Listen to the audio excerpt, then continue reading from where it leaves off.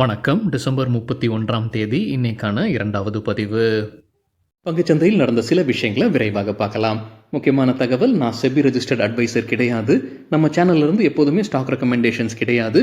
YouTube channel மட்டும் இல்லைங்க, மற்ற சோஷியல் மீடியா பிளாட்ஃபார்மான இன்ஸ்டாகிராம், வாட்ஸ்அப், டெலிகிராம்ல இருந்து கூட நாம ஸ்டாக் ரெக்கமெண்டேஷன்ஸ் வழங்குவதில்லை. மேலும் பணத்தை வாங்கிட்டு எந்த சேவையும் வழங்குவது இல்லை. பல போலியான குரூப் இயங்கிட்டு இருக்கு. தயவு செய்து ஜாகிரதையாக இருங்க. இந்த வீடியோவில் காட்டக்கூடிய அனைத்து கம்பெனிகளும் வெறும் இன்ஃபர்மேஷனல் பர்பஸ்க்காக மட்டுமே முதலீடு செய்யுங்கன்னு சொல்கிற வீடியோ கிடையாது.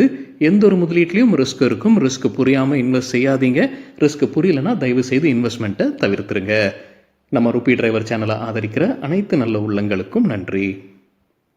நம்ம மார்க்கெட் ஓப்பன் ஆகிறதுக்கு முன்னாடி உலக மார்க்கெட்ஸ் எப்படி இருந்ததுன்னு பார்க்கும்போது நேற்று யூஎஸ் மார்க்கெட்ஸ் ரெட்டில் தான் க்ளோஸ் ஆகியிருந்தது. யூரோப்பியன் மார்க்கெட்ஸ் பெரும்பாலும் ரெட்டில் தான் க்ளோஸ் ஆகியிருந்தது. இன்றைக்கி நம்ம மார்க்கெட் ஓப்பன் ஆகிறதுக்கு முன்னாடி ஏஷியன் மார்க்கெட் எப்படி இருக்குன்னு பார்க்கும்போது பெரும்பாலும் ரெட்டில் தான் ட்ரேட் ஆகிட்டு இருந்தது. குறிப்பாக கிஃப்ட் நிஃப்டி 0.7% ரெட்டில் ட்ரேட் ஆகிட்டு இருந்தது. நம்ம மார்க்கெட் ஓப்பன் ஆகிறதுக்கு முன்னாடி எடுத்த ஸ்க்ரீன்ஷாட் இது. இந்த வீடியோ சேர தருணத்தில் நம்ம மார்க்கெட் ஓப்பன் ஆகி நிஃப்டி 0.2% ரெட்டில் ட்ரேட் ஆகிட்டு இருக்கு. சில இண்டிவிஜுவல் ஸ்டாக்ஸ் மற்றும் செய்திகள் விரைவாக பார்க்கலாம்.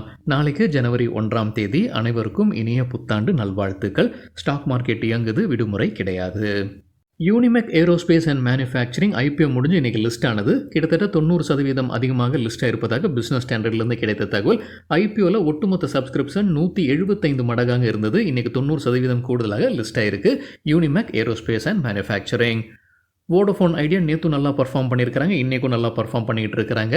நம்ம நேற்று ஒரு செய்தி பார்த்துருந்தோங்க. டெலிகாம் டிபார்ட்மெண்ட் அவங்களுக்கு பேங்க் கேரண்டி தேவையில்லை அப்படின்ற அந்த வேவர் கொடுத்துருக்காங்க. அது ஒரு பாசிட்டிவான செய்தியாக இருந்திருக்கு வோடஃபோன் ஐடியாவில்.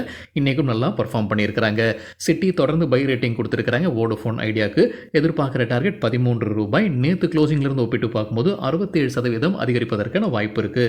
இந்த டிபார்ட்மெண்ட் ஆஃப் டெலிகம்யூனிகேஷன் எடுத்திருக்கிற முடிவு வோடஃபோன் ஐடியாவுக்கு ஏதுவாக இருக்குன்ற எதிர்பார்ப்பு இருக்குது. அதே போல் இண்டஸ்டர்ஸ்க்கும் அது உள்ளதாக இருக்கும்னு எதிர்பார்க்குறாங்க. எப்பெல்லாம் வோடோஃபோன் ஐடியாவுக்கு அது பயனளிக்கிற மாதிரி இருக்கோ அப்பெல்லாம் இண்டஸ்டர்ஸ்க்கும் அது பயனளிக்கிற மாதிரி இருக்குது. ஏன்னா இண்டஸ்டர்ஸ்க்கு வோடோஃபோன் ஐடியா பணம் கொடுக்க வேண்டியது இருக்குது, பாக்கி வைத்திருக்கிறாங்கன்னு நினைக்கிறேன். அவங்க இண்டஸ்டர்ஸ்க்கு சிட்டி கொடுத்துருக்கிற டார்கெட் ₹485. நேற்று க்ளோசிங்லேருந்து ஒப்பிட்டு பார்க்கும்போது 42% அதிகரிப்பதற்கான வாய்ப்பு இருக்குது. தன்வி ஃபுட்ஸ் இன்னைக்கு இன்ட்ராடேல 5% அதிகரித்தது. கம்பெனி தரப்புல வந்து அப்டேட் இருக்கு. United States Food and Drug அட்மினிஸ்ட்ரேஷனுடைய ரெஜிஸ்ட்ரேஷன் அவங்க புதுப்பித்திருக்கிறாங்க.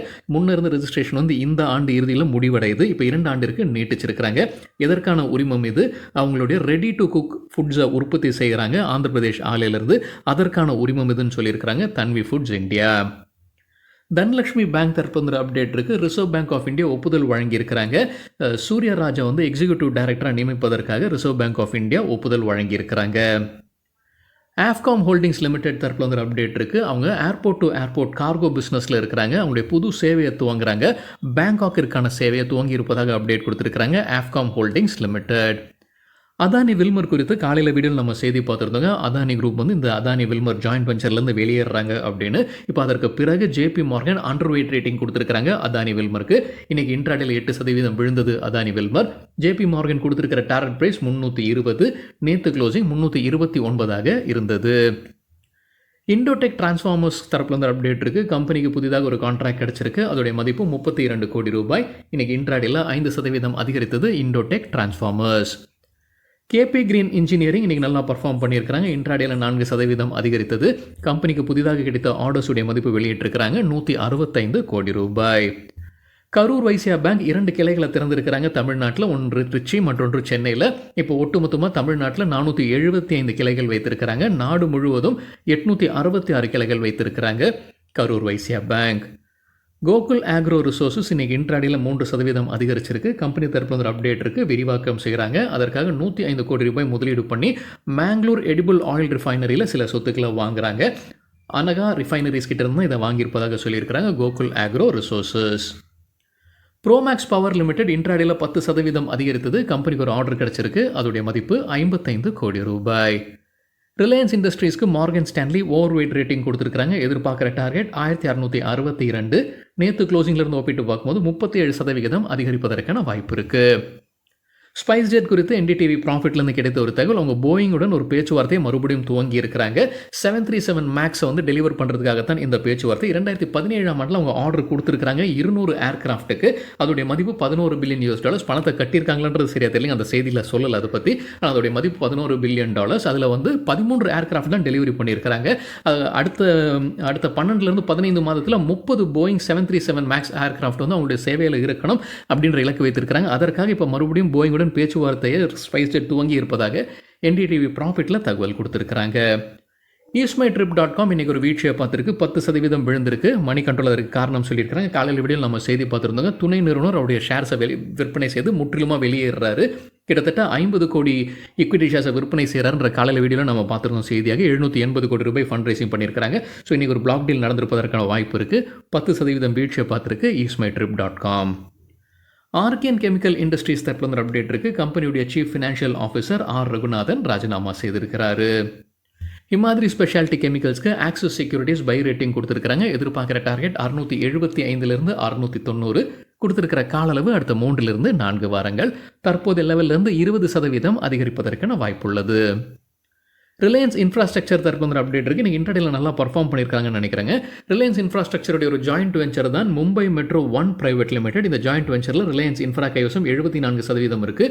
மீதம் இருக்கிற 26% Mumbai metropolitan regional development authority கிட்ட இருக்குது. ஸோ இந்த ஜாயிண்ட் வெஞ்சர் நிறுவனம் வந்து கடன் எடுத்திருக்கிறாங்க.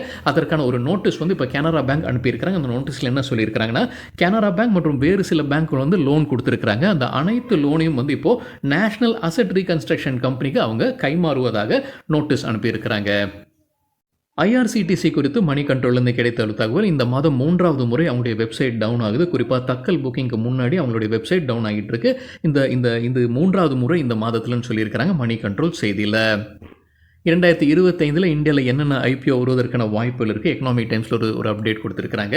எல்ஜி இந்தியா ஃப்ளிப்கார்ட் ஐபிஓ கொண்டு வருவதற்கான வாய்ப்புகள் இருக்குன்னு சொல்லியிருக்கிறாங்க. ரிலையன்ஸ் ஜியோ ஐபிஓ கொண்டு வருவதற்கான வாய்ப்பு இருக்குது. இந்தியாவுடைய பெரிய ஐபிஓ இது இருக்கும். இது வரைக்கும் ஹுண்டை இந்தியாவுடைய ஐபிஓ தான் பெருசு, 27,800 கோடி ரூபாய். அதை வந்து ரிலையன்ஸ் ஜியோ கடக்கும்ன்ற எதிர்பார்ப்பு இருக்குன்னு எக்கனாமிக் டைம்ஸில் அப்டேட் கொடுத்துருக்காங்க. இது மட்டும் இல்லாமல் ஏற்கனவே லிஸ்டடாக இருக்கக்கூடிய கம்பெனிகளுடைய சப்சிடரி நிறுவனங்கள் லிஸ்டிங் ஆகிறதுக்கான வாய்ப்புகள் இருக்குன்னு சொல்லியிருக்கிறாங்க. யாரெல்லாம் HDFC bank subsidiary, hero MotoCorp, Reliance industries, Manappuram finance, Muthoot finance, brigade enterprises, Canara bank மற்றும் கிரீவ்ஸ் காட்டனுடைய சப்சிடரி நிறுவனங்கள் லிஸ்ட் ஆவதற்கான வாய்ப்புகள் இருக்குன்னு சொல்லியிருக்கிறாங்க எக்கனாமிக் டைம்ஸில். சரிங்க, இதுதான் சில விஷயங்கள் என்னுடைய பார்வைக்கு எட்டியது. நன்றி, வணக்கம்.